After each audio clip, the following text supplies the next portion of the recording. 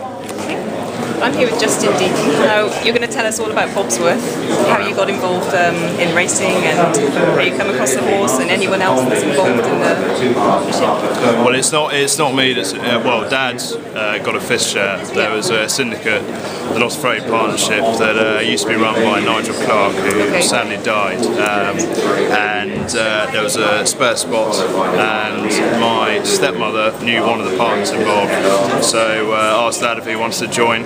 Yeah. Got involved. They bought Bobsworth, who was not an expensive purchase. I think it was 25,000 guineas. So Dad got involved. He hadn't had a horse for 20 years. He used to have a bit of a dog on the flat, so he hadn't got involved since then, and ended up with Bobsworth. Yeah. And tell us a bit about his success over the last year. Well, he was beaten on his first start a couple of years ago at Prince of Pirates, unbeaten since, and won the Albert Bartlett at last year's festival. And then coming into this year, obviously quite exciting, having a pretty much unbeaten novice hurdler. And he started off at Newbury, where he beat Q-Card over an inadequate trip for him, but he got up just on the line. And then he went to Cheltenham on Boxing Day.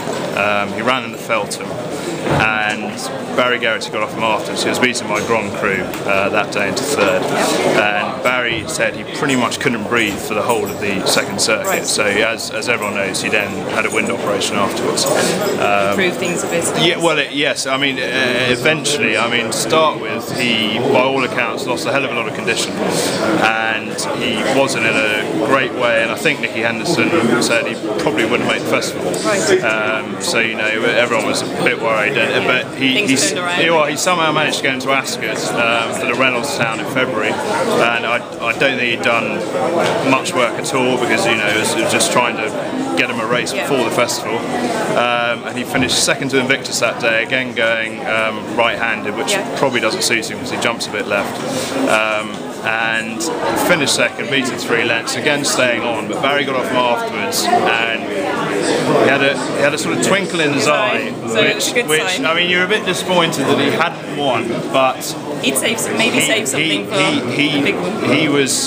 He said, we've got an RSA horse, and so on to Cheltenham. I think the big doubt on the day, you knew he loves Cheltenham. He'd been unbeaten here.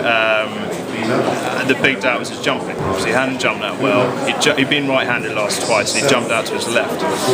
But he'd had a lot of work with Yogi Breisner, and he got there, and watching the race, he jumped the first 5 or 6. And I was watching it, and suddenly thought, well, obviously you're thinking Christ, but he jumped them perfectly. He didn't touch a twig, and you suddenly think, if we're jumping around Cheltenham, we've got a chance here.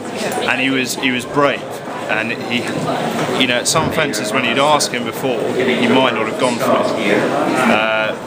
But I remember at the top of the hill, Barry really asked him, and he really stood off it, and he took off, and he probably took off too early, but he wouldn't have done it.